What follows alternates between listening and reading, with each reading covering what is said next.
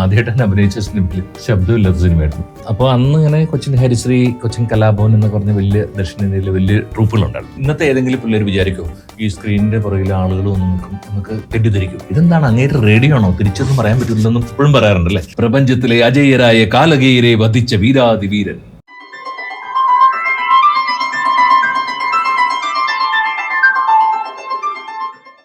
എല്ലാവർക്കും സാംസ് ടോക്സിന്റെ പുതിയൊരു എപ്പിസോഡിലേക്ക് സ്വാഗതം. ഇന്ന് നമ്മളോടൊപ്പം ചേരുന്നത് മലയാളികളുടെ പ്രിയപ്പെട്ട ഡബിംഗ് ആർട്ടിസ്റ്റ് ശ്രീ ഹരിശ്രീ പ്രവീൺ ചേട്ടനാണ്. ചേട്ടാ, ഈ എപ്പിസോഡിലേക്ക് സ്വാഗതം. നമസ്കാരം.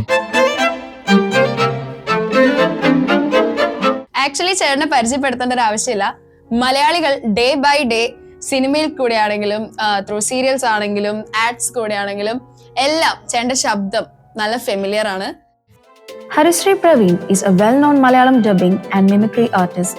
He became widely recognized for giving the Malayalam voice to the character Kattappa in the movie Bahubali. He started his career through mimicry and later moved into dubbing for serials, movies, advertisements, cartoons, and documentaries. He has been active in the dubbing field for more than 2 decades. പ്രിയ ഹരിശ്രീ പ്രവീൺ ചേട്ടന് സാംസ് ടോക്സിന്റെ വേദിയിലേക്ക് സ്വാഗതം. അപ്പൊ ചേട്ടാ, എന്നോണ്ട് വിശേഷം? അതുപോലെ തന്നെ ഞാൻ ചോദിക്കട്ടെ, എന്നോണ്ട് വിശേഷം? സുഖം. സുഖമായിരിക്കുന്നു. ആവ അല്ലേ? അതെ. ഓക്കെ. ആവേ, നമ്മളിപ്പോ എന്താ പറയാ, ഈ പറഞ്ഞ പോലെ തന്നെ സിനിമയുണ്ട്, സീരിയലുണ്ട്, പരസ്യമുണ്ട്, എല്ലാം ഉണ്ട്. ചിലപ്പോൾ സിനിമ ഉണ്ടാവില്ല, ചിലപ്പോൾ പരസ്യം ഉണ്ടാവും, ചിലപ്പോൾ സീരിയൽ ഉണ്ടാവില്ല, ചിലപ്പോൾ ഡോക്യുമെന്ററി ഉണ്ടാവും. എന്ത് കിട്ടിയാലും നമ്മൾ ഡബ് ചെയ്യും. ഏതുതരം ശബ്ദവും ചൂടോടുകൂടി കൊടുക്കും. അതാണ് അങ്ങനെ പോയിക്കൊണ്ടിരിക്കുന്നു. ചേട്ടാ, ഹരിശ്രീ പ്രവീൺ എന്ന പേരിന്റെ പിന്നിലെ കഥ എന്താണ്? അങ്ങനെ പിന്നിൽ വ്യക്തിച്ച കഥയൊന്നുമല്ല. പ്രവീൺ കുമാർ VP എന്നാണ് എൻ്റെ പേര്.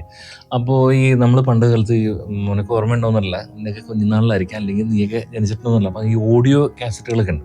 അപ്പോൾ ഈ ഓഡിയോ കാസറ്റിൻ്റെ കമ്പനികൾ അപ്പോൾ ഏതെങ്കിലും ട്രൂപ്പിൻ്റെ പേര് അതിൻ്റെ ഒപ്പം ഉണ്ടെങ്കിൽ, കലാഭവൻ അല്ലെങ്കിൽ ഹരിശ്രീ, അങ്ങനെ എന്തെങ്കിലുമൊക്കെ പേരുകൾ ഉണ്ടെങ്കിൽ അത് വളരെ നല്ലതായിരിക്കും കാസറ്റ് മാർക്കറ്റ് ചെയ്യാൻ. അന്ന് കാസറ്റിൻ്റെ ഓഡിയോ കാസറ്റിൻ്റെ സമയത്ത് 90കളിൽ. അപ്പോൾ അന്ന് ഇങ്ങനെ കൊച്ചിൻ ഹരിശ്രീ, കൊച്ചിൻ കലാഭവൻ എന്ന് പറഞ്ഞ വലിയ ദക്ഷിണേന്ത്യയിലെ വലിയ ട്രൂപ്പുകളുണ്ടായിരുന്നു.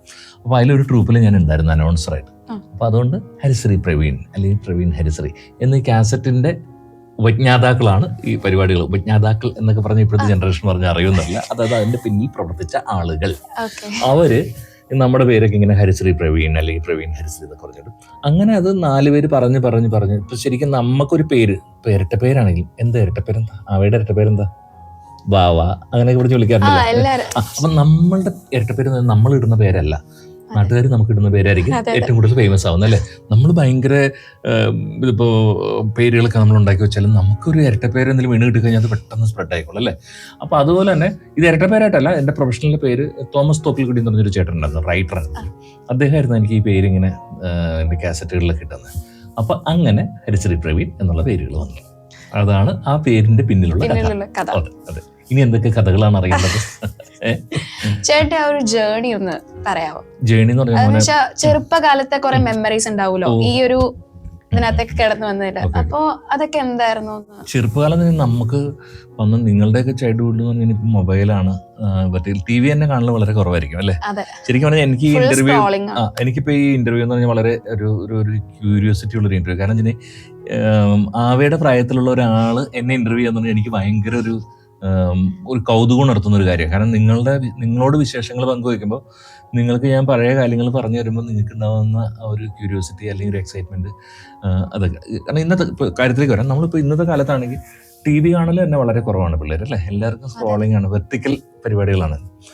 പണ്ട് ഞങ്ങളുടെ കാലത്ത്, ഞങ്ങളുടെ ചൈൽഡ്ഹുഡിൽ എന്ന് പറഞ്ഞിട്ടുണ്ടെങ്കിൽ TV വളരെ റയറായിട്ട് കാണാൻ പറ്റുന്നൊരു സാധനം. അതും ബ്ലാക്ക് ആൻഡ് വൈറ്റ് TV. അത് പിന്നെ കളറിലേക്ക് വന്നു. അതിനുമ്പോൾ റേഡിയോ ആയിരുന്നു. ഈ റേഡിയോ എന്ന് പറഞ്ഞിട്ടുണ്ടെങ്കിൽ നമ്മൾ വീട്ടിലിരുന്ന് ഇങ്ങനെ ചലച്ചിത്ര ഗാനങ്ങൾ കേൾക്കുന്നു, അതിൻ്റെ ഇടയിൽ പരസ്യങ്ങൾ വരുന്നു. പിന്നെ നമ്മൾക്കുള്ളൊരു വിനോദോപാധി എന്ന് പറഞ്ഞാൽ സിനിമാ തിയേറ്ററുകളിൽ പോകും. അതിപ്പോൾ ഇന്ന് നമ്മളും പോകുന്നുണ്ട്, സിനിമയ്ക്ക് പോകാറുണ്ട്, അല്ലേ? അവയൊക്കെ പോകാറില്ല സിനിമയ്ക്ക്? ഓക്കെ. അതുപോലെ തന്നെ ഞാനും പോകാറുണ്ട്. അപ്പോൾ അങ്ങനെ അന്നിപ്പോൾ ഇങ്ങനെ പറഞ്ഞൊക്കെ കേട്ടിട്ടുണ്ട്. ഇന്നത്തെ ഏതെങ്കിലും പിള്ളേർ വിചാരിക്കും ഈ സ്ക്രീനിന്റെ പുറകിലെ ആളുകൾ വന്ന് നിൽക്കും എന്നൊക്കെ തെറ്റിദ്ധരിക്കും? ഇല്ലല്ലോ. അവയൊന്നും ഇല്ല. അത് എവിടെന്നോ പ്രൊജക്ട് ചെയ്യുന്ന ഫിലിമാണ്, സംഭവമാണെന്ന് നിങ്ങൾക്ക് കുഞ്ഞുനാളെ തൊട്ട് അറിയാല്ലേ? പക്ഷെ ഞങ്ങളുടെയൊക്കെ ചെറുപ്പത്തിൽ ഞങ്ങൾ തെറ്റിദ്ധരിച്ചത് ഞങ്ങളുടെ ഇവിടെ മുളന്തുരുത്തി അരവിന്ദ് അല്ലെങ്കിൽ ശ്രീകൃഷ്ണ അങ്ങനെയൊക്കെ തിയേറ്ററുകൾ. അപ്പോൾ അന്ന് നമ്മൾ കുഞ്ഞുനാളിൽ വിചാരിച്ചിരുന്നത് ഈ തിയേറ്ററിന്റെ പുറകിൽ ഇവരൊക്കെ വന്ന് നിൽക്കുന്നുണ്ടാവും. മമ്മൂട്ടി മോഹൻലാലും വലിയ പ്രൈം മിനിസ്റ്ററൊക്കെ വന്ന് നിൽക്കുന്നുണ്ടാവും.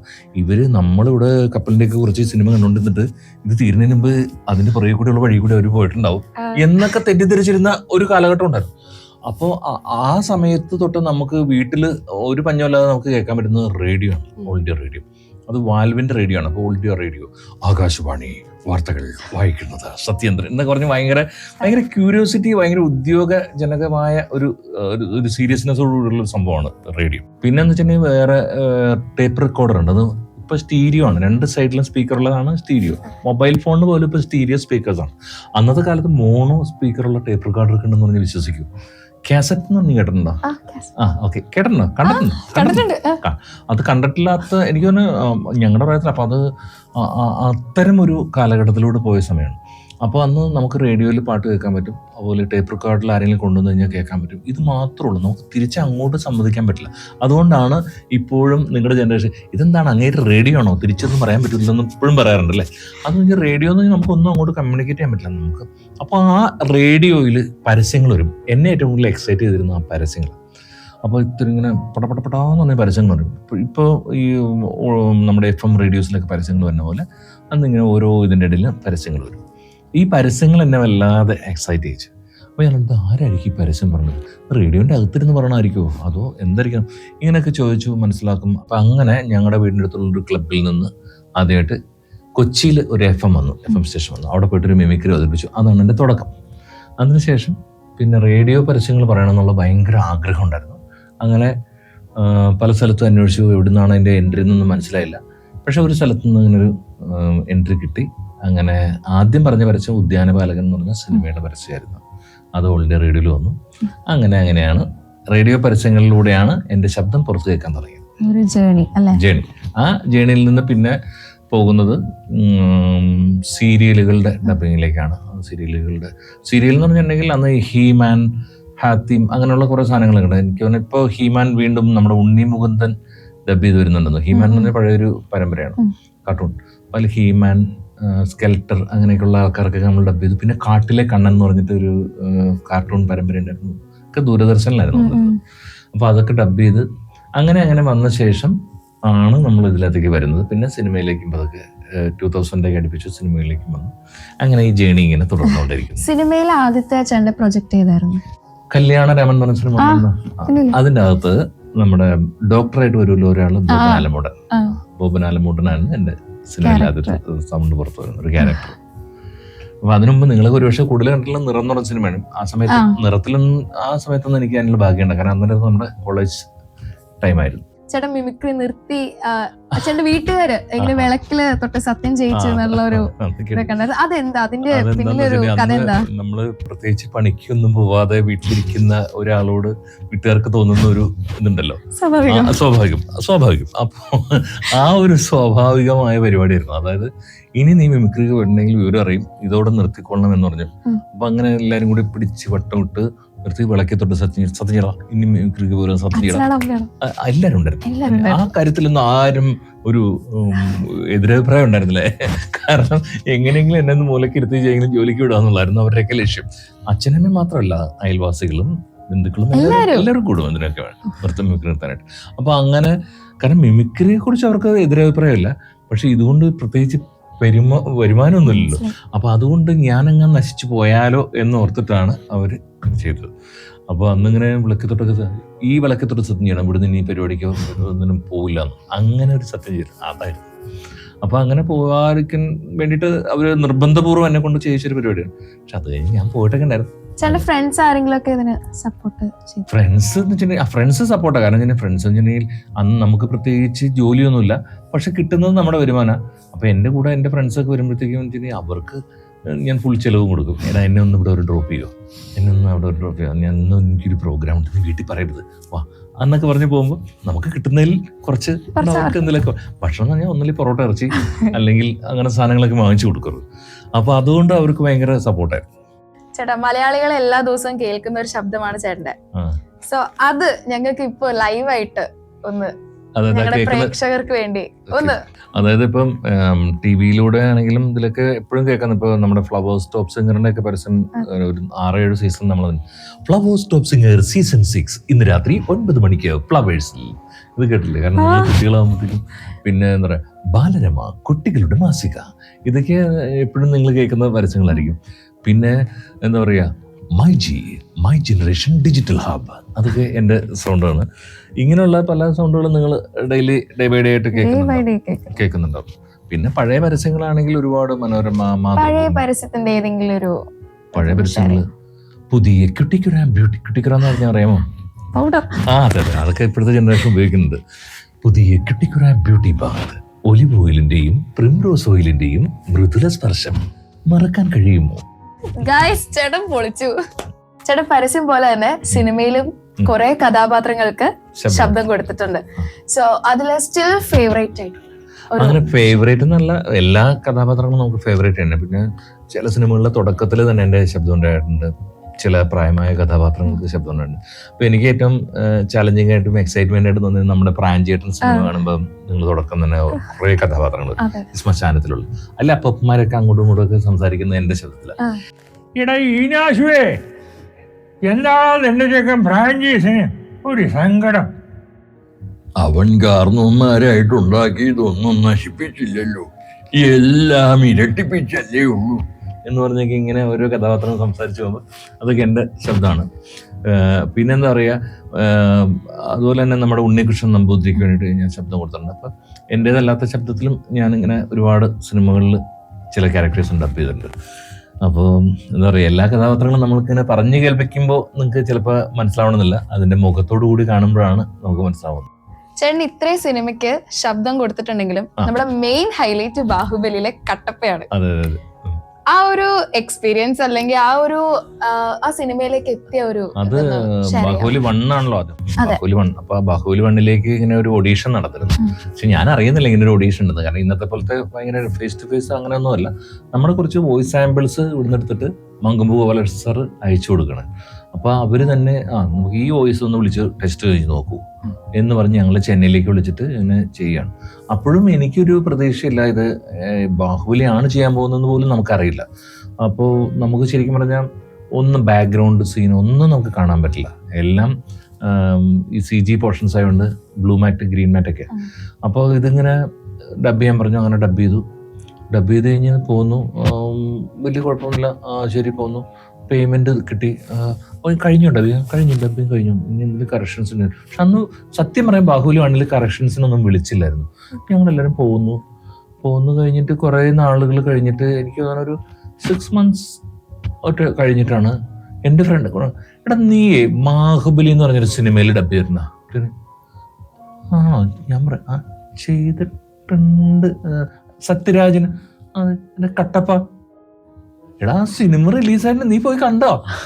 അങ്ങനെയൊക്കെ അങ്ങനെയാണ് ശരിക്കും ഇതിന്. അപ്പൊ അത് കഴിഞ്ഞിട്ടാണ് പിന്നെ മനസ്സിലാവും, ദൈവം ഞാൻ ചെയ്ത സിനിമ ഇങ്ങനത്തെ ഒരു ലെവലിലേക്ക് എത്തിയത്, മറ്റേത് മറിച്ചത് എന്ന് പറഞ്ഞ് നമ്മൾ പോയി അവിടെ ഡബ് ചെയ്തിട്ടൊന്നും സാധാരണ ഒരു തെലുങ്ക് സിനിമ പോലെ നമ്മൾ പരിഗണിച്ചിരുന്ന ഈ സിനിമയുടെ കഥ തന്നെ വേറെ ലെവലാണ്. അങ്ങനെയാണ് അതങ്ങോട്ട് ഹിറ്റായി. അപ്പൊ അതങ്ങോട്ട് ഹിറ്റായി കഴിഞ്ഞിട്ടാണ് പിന്നെ ബാഹുബലി 2 കിട്ടുന്നത്. അപ്പൊ അത് റിപ്പീറ്റ് ആയിട്ട് നമ്മളൊക്കെ തന്നെ വീണ്ടും വിളിക്കുന്നു, ഡബ് ചെയ്യുന്നു. പക്ഷെ നമ്മുടെ ബാഹുബലി 2 ബാഹുബലി 1 പോയതിനേക്കാൾ കുറച്ചുകൂടി തയ്യാറെടുപ്പൊന്നുമില്ല. കാരണം നമ്മൾ ഈ സൗണ്ട് ഡബ് ചെയ്യാൻ പോകുമ്പോൾ നമുക്ക് വീട്ടിൽ നിന്നൊന്നും കൊണ്ടുപോകാൻ പറ്റില്ല സ്ക്രിപ്റ്റ് ഒന്നും. നമ്മൾ വെറുതെ ഒഴിഞ്ഞ മനസ്സോടുകൂടി പോകുന്നു. അപ്പോൾ അവരവിടെ ചെല്ലുമ്പോൾ നമുക്കൊരു നല്ലൊരു മൂഡ് ക്രിയേറ്റ് ചെയ്തു.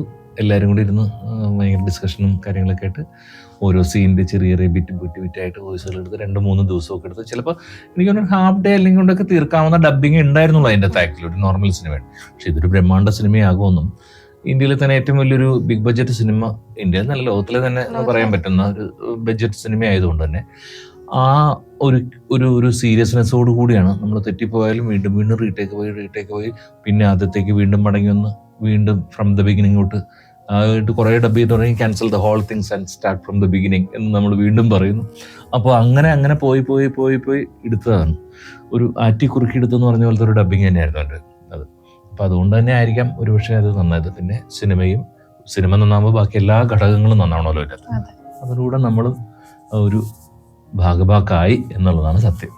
കേട്ടിട്ടുണ്ടാവല്ലോ അതിലെ ഡയലോഗൊക്കെ. പിന്നെ അപ്പോൾ ഞാൻ പറയാണ്, ആ ദ്രോഹി ഞാൻ തന്നെയാണ്, അതായത് ആ സൗണ്ട് കൊടുത്ത ആള് ഞാൻ തന്നെയാണ്.